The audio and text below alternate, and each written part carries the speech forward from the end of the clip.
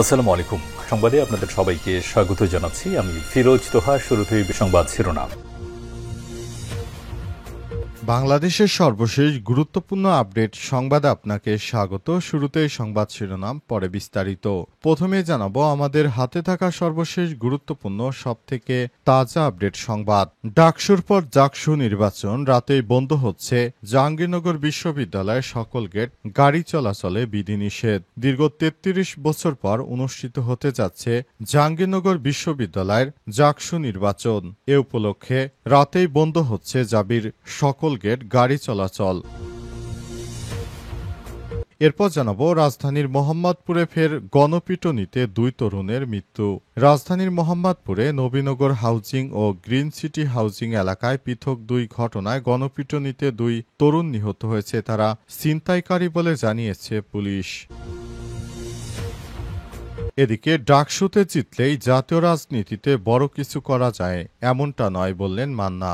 আমি ২বার ডাকসু নির্বাচনে ভিপি হয়েছি, খুব জনপ্রিয় ছিলাম ছাত্রদের মধ্যে, কিন্তু আমার রাজনৈতিক দল ক্ষমতায় যেতে পারেনি। সুতরাং ডাকসুতে জিতলেই জাতীয় রাজনীতিতে বড় কিছু করা যায় এমনটা নয় বলে মন্তব্য করেছেন জাতীয় নাগরিক ঐক্যের সভাপতি মাহমুদুর রহমান মান্না। ঢাকা বিশ্ববিদ্যালয় কেন্দ্রীয় ছাত্র সংসদ ডাকসু নির্বাচনে জাতীয় নির্বাচনের প্রতিফলন নয় বলেও মন্তব্য করেন তিনি বলেন, এই নির্বাচনে জিতলেই বড় কিছু করা যাবে এমনটা নয়, কারণ এই নির্বাচন পুরো দেশের নির্বাচনের তুলনায় খুবই বিন্দু পরিমাণ। এদিকে ডাকসুতে আতাত করে ছাত্রলীগের সব ভোট পেয়েছে ছাত্র শিবির বললেন মির্জা আব্বাস। বিএনপির জাতীয় স্থায়ী কমিটির সদস্য মির্জা আব্বাস বলেছেন, বিএনপি শিক্ষার্থীদের ভোট পেয়েছে আর জামাত শিবির সেখানে আওয়ামী লীগের সঙ্গে আতাত করে তাদের সমস্ত ভোট পেয়েছে। এই নির্বাচনে ভোট কারচুপি করেছে শিবির। এবং সর্বশেষ জানাবো কত ভোট পেয়েছেন ডাকসু নির্বাচন দাবি করা আন্দোলন করা সেই বিন ইয়ামিন মোল্লা। প্রতিদিন ডাকসু নির্বাচন দেওয়ার জন্য আন্দোলন করতেন, কিন্তু নির্বাচনে তিনি কত ভোট পেয়েছেন, যে ভোটের শক্তিতেই তিনি প্রতিনিয়ত আন্দোলন করে গেছেন এবং অন্তর্বর্তীকালীন সরকারকে ভয়ভীতি দেখিয়েছেন। গণ অধিকার পরিষদের প্যানেল থেকে নির্বাচন করা বিন ইয়ামিন মোল্লা ডাকসু নির্বাচনের প্যানেল ঘোষণা করেছিলেন বাংলাদেশ ছাত্র অধিকার পরিষদ নামে। প্যানেলে সহসভাপতি সাবিনা ইয়াসমিন জিএস পদপ্রার্থী ঘোষণা করা হয় এবং বিন ইয়ামিন মোল্লা মাত্র ১৩৬টি ভোট পেয়েছেন। অথচ প্রতিদিনই তিনি অন্তর্বর্তীকালীন সরকারকে নির্বাচন দেওয়ার জন্য নানারকম আন্দোলন সংগ্রাম করতেন, কিন্তু নির্বাচনের পর দেখা গেল তিনি মাত্র ১৩৬টি ভোট পেয়েছেন, যা খুবই লজ্জাজনক ব্যাপার। প্রিয় দর্শক, এতক্ষণ শুনছিলেন সংবাদ শিরোনাম, এবারে বিস্তারিত। তবে তার আগে বন্ধুরা অনুরোধ থাকবে এই সংবাদটিতে একটি লাইক দিন। এই চ্যানেলে আপনি নতুন হয়ে থাকলে আমাদের সংবাদটি দেখতে দেখতে চ্যানেলটি সাবস্ক্রাইব করে রাখুন। কমেন্ট করে বন্ধুরা আপনার মূল্যবান মতামত জানিয়ে দিন আপনি বিশ্বের কোন দেশ থেকে বা বাংলাদেশের কোন স্থান থেকে আমাদের সংবাদটি দেখছেন এবং শুনছেন। আর বন্ধুরা, এই সংবাদটা আপনার সোশ্যাল মিডিয়া ফেসবুকে শেয়ার করে বন্ধুদেরও দেখার সুযোগ করে দিন। এবারে বিস্তারিত। জাকসু নির্বাচন রাতে বন্ধ হচ্ছে জাবির সকল গেট, গাড়ি চলাচলে বিধিনিষেধ। দীর্ঘ ৩৩ বছর পর অনুষ্ঠিত হতে যাচ্ছে জাহাঙ্গীরনগর বিশ্ববিদ্যালয় কেন্দ্রীয় শিক্ষার্থী সংসদ জাকসু নির্বাচনকে কেন্দ্র করে মীর মশাররফ হোসেন হল গেট এবং প্রান্তিক গেট ব্যতীত বিশ্ববিদ্যালয়ের সকল গেট আজ ১০ সেপ্টেম্বর ২০২৫ সন্ধ্যা ৬টা থেকে ১২ সেপ্টেম্বর দুপুর ১২টা পর্যন্ত বন্ধ রাখার সিদ্ধান্ত গ্রহণ করা হয়েছে বলে জানিয়েছে নির্বাচন কমিশন। বুধবার সন্ধ্যায় এক সংবাদ বিজ্ঞপ্তিতে নির্বাচন কমিশন এই তথ্য জানায়। এছাড়াও বিশ্ববিদ্যালয়ের সকল প্রকার বাসমান দোকানপাট, টারজান পয়েন্টে দোকান, পুরাতন পরিবহন সংলগ্ন দোকান, নতুন কলাভবন সংলগ্ন মুরাদ চত্বরে দোকান, প্রান্তিক গেটের উত্তর পাশে কাপড়ের মার্কেট ও গেটের সকল দোকান এবং প্রধান গেট সংলগ্ন সকল দোকান আগামীকাল ১১ সেপ্টেম্বর সকাল ৬টা থেকে সন্ধ্যা ৬টা পর্যন্ত বন্ধ থাকবে। সকল হলের অভ্যন্তরে ক্যান্টিন ও দোকান খোলা রাখা, পর্যাপ্ত খাবার মজুত রাখার জন্য বলা হয়েছে। আর সন্ধ্যা 6টা থেকে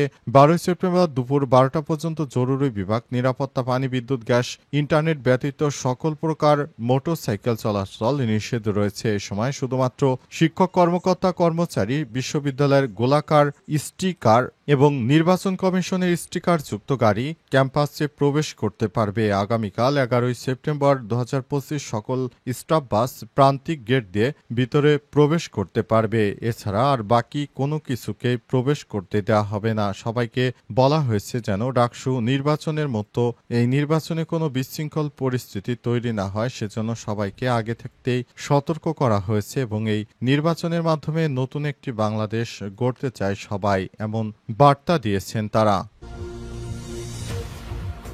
রাজধানীতে মোহাম্মদপুরে ফের গণপিটুনিতে 2 তরুণের মৃত্যু। রাজধানীর মোহাম্মদপুরে আবারও নতুন করে গণপিটুনিতে 2 ছিনতাইকারীর মৃত্যু হয়েছে। পুলিশ জানিয়েছে, গণপিটুনিতে যারা মারা গেছেন তারা ছিনতাইকারী ছিলেন। এলাকার মানুষকে তারা শান্তিতে বসবাস করতে দিচ্ছিল না। এ কারণে সাধারণ জনগণ তাদেরকে ধরে গণপিটুনি দেয় এবং শেষ পর্যন্ত তাদের মৃত্যু হয়েছে।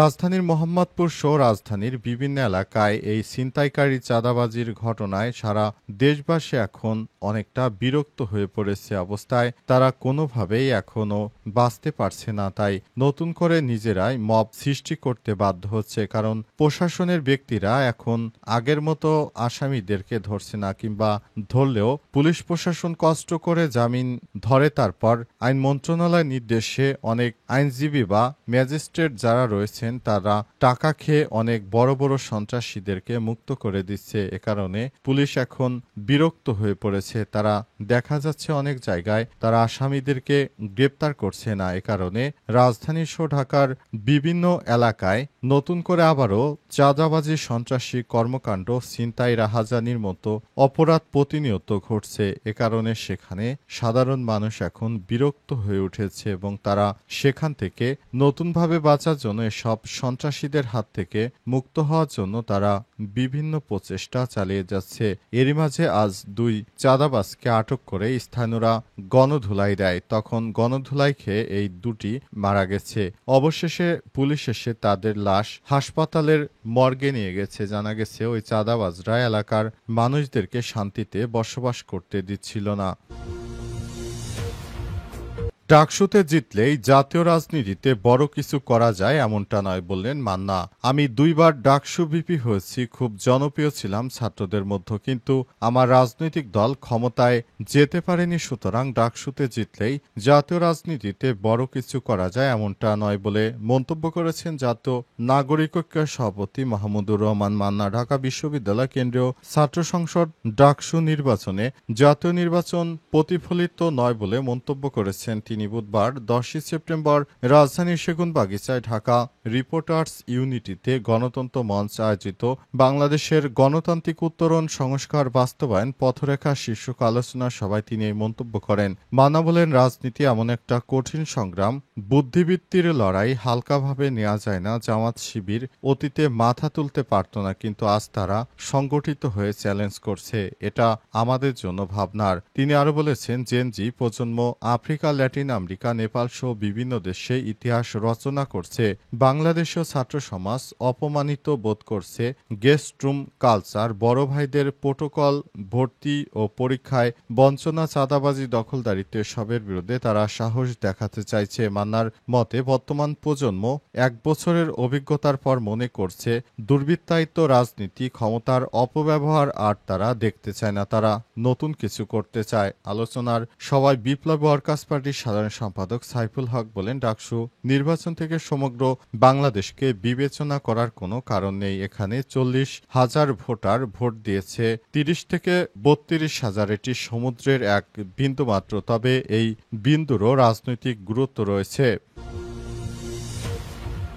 ডাকসুতে আঁতাত করে ছাত্রলীগের সব ভোট পেয়েছে শিবির, বললেন মির্জা আব্বাস। ঢাকা বিশ্ববিদ্যালয় কেন্দ্রীয় ছাত্র সংসদ ডাকসু নির্বাচনে ছাত্রলীগের সব ভোট শিবির পেয়েছে বলে অভিযোগ করেছেন বিএনপির স্থায়ী কমিটির সদস্য মির্জা আব্বাস। মির্জা আব্বাস বলেছেন, ছাত্র শিবির সবসময় আওয়ামী লীগের সঙ্গে আঁতাত করে, তারা আঁতাত করে এই ধরনের অপকর্ম করেছে। তাদের অপকর্ম আমরা মানতে পারি না। তিনি আরো বলেছেন, তারা যে অপকর্ম করেছে এই অপকর্মের মাধ্যমে তাদেরকে নতুন নির্বাচনে জবাব দিতে হবে। তিনি আরো বলেছেন, ডাকসু নির্বাচন অত্যন্ত ফলপ্রসূ হয়েছে বলা যায় না, কারণ এই নির্বাচনে তারা আওয়ামী লীগের সঙ্গে আঁতাত করেছে এবং আঁতাত করে তারা এই নির্বাচনে বিজয় লাভ করেছে, যেটা তাদের জন্য ভালো কিছু বয়ে আনলেও আমরা মূলত মনে করি এদেশে ফ্যাসিবাদ কায়েম করার জন্য জামাত শিবির আবার চেষ্টা করছে। তিনি আরো বলেন, পলাতক আওয়ামী লীগেরা এখন জামাত শিবিরের কাঁধে ভর করেছে। তারা নতুন করে জামাত শিবিরের মাধ্যমে